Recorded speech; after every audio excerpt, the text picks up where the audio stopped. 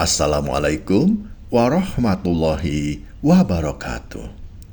Sahabat Suara Surau yang dirahmati Allah Subhanahu wa Ta'ala, Alhamdulillahirabbil alamin. Segala puji bagi Allah, Tuhan semesta alam. Sholawat serta salam kita haturkan kepada junjungan kita Nabi Muhammad Sallallahu Alaihi Wasallam, kepada keluarga, kepada sahabat, dan kepada seluruh pengikutnya hingga hari kiamat.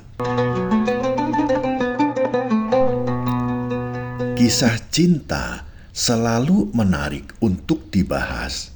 Namun, ada satu kisah yang tidak hanya menyentuh hati, tetapi juga penuh dengan pelajaran tentang kesabaran, tentang keimanan, dan tentang pengorbanan.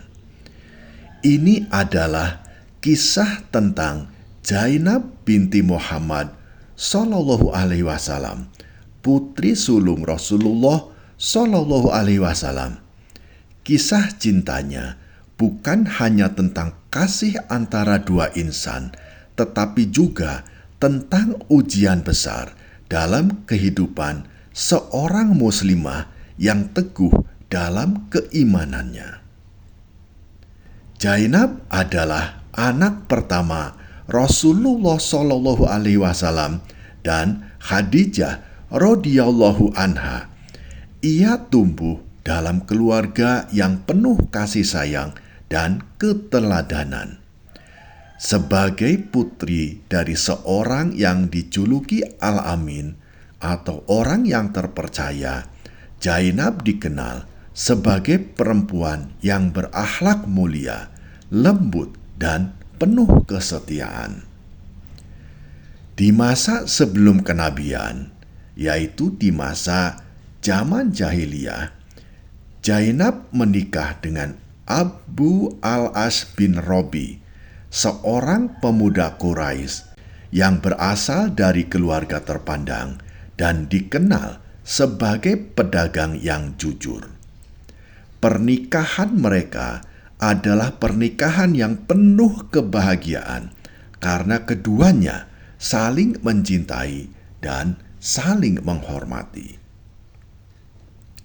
Namun, kebahagiaan itu diuji ketika cahaya Islam datang. Ketika Rasulullah Shallallahu Alaihi Wasallam menerima wahyu dan menyampaikan Islam kepada umat manusia, sebagian besar penduduk Makkah menolak. Namun Khadijah dan anak-anaknya segera menerima Islam, termasuk Zainab. Ia melihat kebenaran dalam ajaran yang dibawa oleh ayahnya. Namun ada satu orang yang tidak ikut masuk Islam dalam keluarga Rasul, yaitu suaminya Zainab, Abu al-As bin Robi. Meski Zainab sangat mencintai suaminya, keimanannya kepada Allah Subhanahu wa Ta'ala lebih besar dari segalanya. Ia mengajak Abu al-As untuk masuk Islam, menjelaskan kebaikan dan kebenaran agama ini. Tapi semuanya ditolak. Suaminya menolak bukan karena membenci Islam, tetapi karena ia takut akan tekanan dari kaumnya. Aku tidak ingin orang-orang Quraisy berkata bahwa aku meninggalkan agama nenek moyangku hanya karena pengaruh istriku, kata Abu al-As. Hati Zainab hancur. Ia mencintai suaminya, tetapi ia lebih mencintai Allah dan Rasul-Nya. Ujian itu semakin berat ketika turun firman Allah Subhanahu wa Ta'ala yang melarang pernikahan antara seorang muslimah dengan lelaki musyrik. Wahai orang-orang yang beriman, apabila perempuan-perempuan mukmin berhijrah kepadamu, maka ujilah keimanan mereka. Jika kamu telah mengetahui bahwa mereka benar-benar beriman, maka janganlah kamu kembalikan mereka kepada orang-orang kafir. Mereka tidak halal bagi orang-orang kafir itu, dan orang-orang kafir itu tidak halal bagi mereka. Quran Surat Al-Mumtahanah ayat 10. Saat ayat ini turun, Rasulullah Shallallahu Alaihi Wasallam meminta putrinya untuk berpisah dari suaminya. Sahabatku, bisa dibayangkan betapa beratnya hati Zainab saat itu. Ia harus memilih antara cintanya kepada suaminya dan ketaatan kepada Allah Subhanahu wa Ta'ala.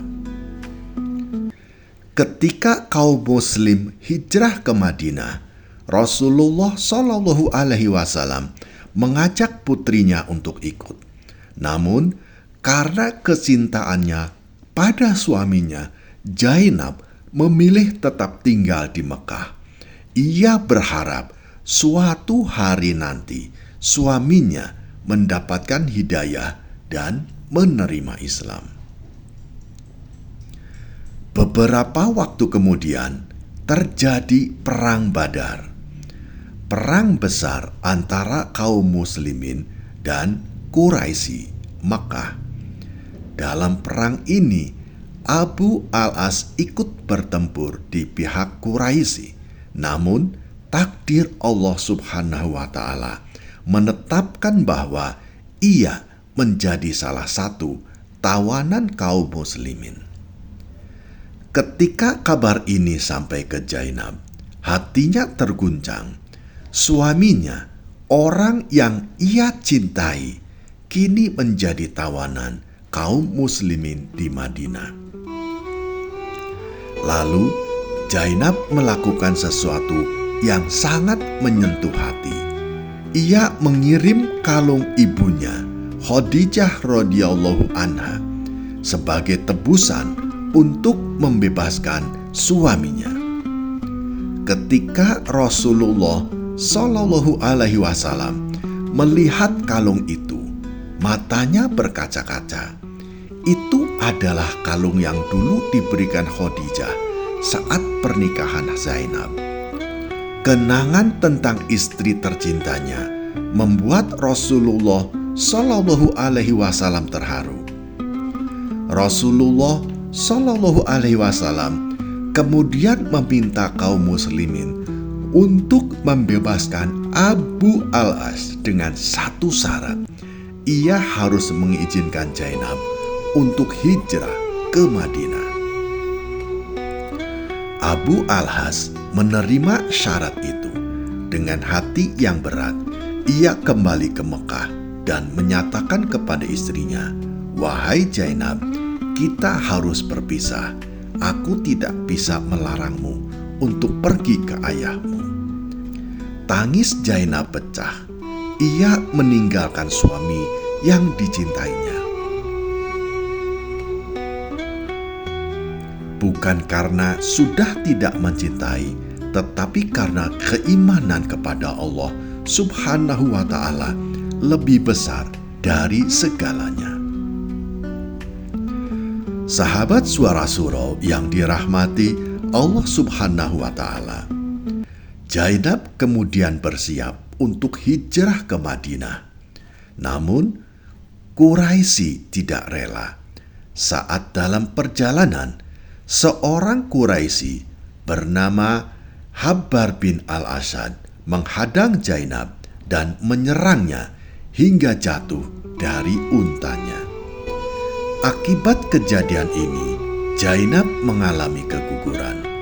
Tubuhnya terluka, hatinya lebih terluka lagi.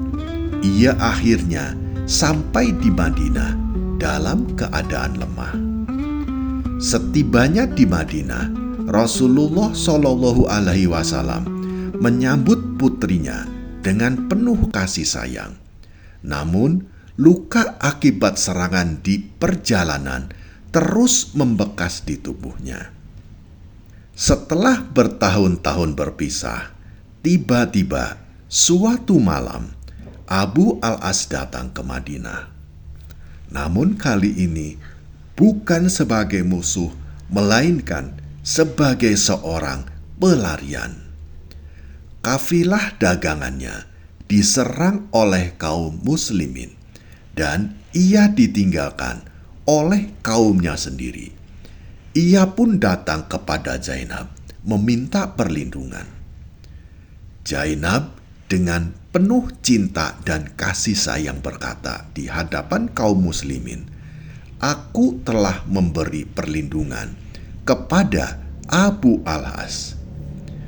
Ketika Rasulullah Shallallahu Alaihi Wasallam mendengar ini, beliau berkata kepada para sahabat, "Jika kalian berkenan, bebaskanlah hartanya dan kembalikan kepadanya. Namun, jika tidak, itu adalah hak kalian." Para sahabat yang mendengar permintaan ini langsung mengembalikan harta Abu al-As tanpa mengambil sedikit pun. Melihat kemuliaan Islam dan kaum muslimin, hati Abu al-As luluh. Setelah mendapatkan kembali hartanya, ia kembali ke Mekah. Namun, tidak lama kemudian, ia kembali lagi ke Madinah. Kali ini sebagai seorang muslim. Di hadapan Rasulullah Shallallahu Alaihi Wasallam, ia mengucapkan syahadat dengan penuh keyakinan. Setelah itu, Rasulullah Shallallahu Alaihi Wasallam mempertemukan kembali Zainab dan Abu al-As sebagai suami istri. Mereka kembali bersama dalam ikatan yang halal dan penuh keberkahan. Namun, kebahagiaan itu tak berlangsung lama. Tak lama setelah mereka bersatu kembali, Zainab jatuh sakit akibat luka yang dideritanya sejak hijrah ke Madinah. Hingga akhirnya Zainab wafat dalam keadaan beriman kepada Allah Subhanahu wa Ta'ala, dengan hati yang penuh cinta kepada suaminya, tetapi lebih mencintai Allah Subhanahu wa Ta'ala di atas segalanya. Sahabat Suara Surau yang dirahmati Allah Subhanahu wa Ta'ala, pelajaran dari kisah Zainab binti Muhammad Sallallahu Alaihi Wasallam. Yang pertama, cinta yang sejati adalah cinta karena Allah Subhanahu wa Ta'ala.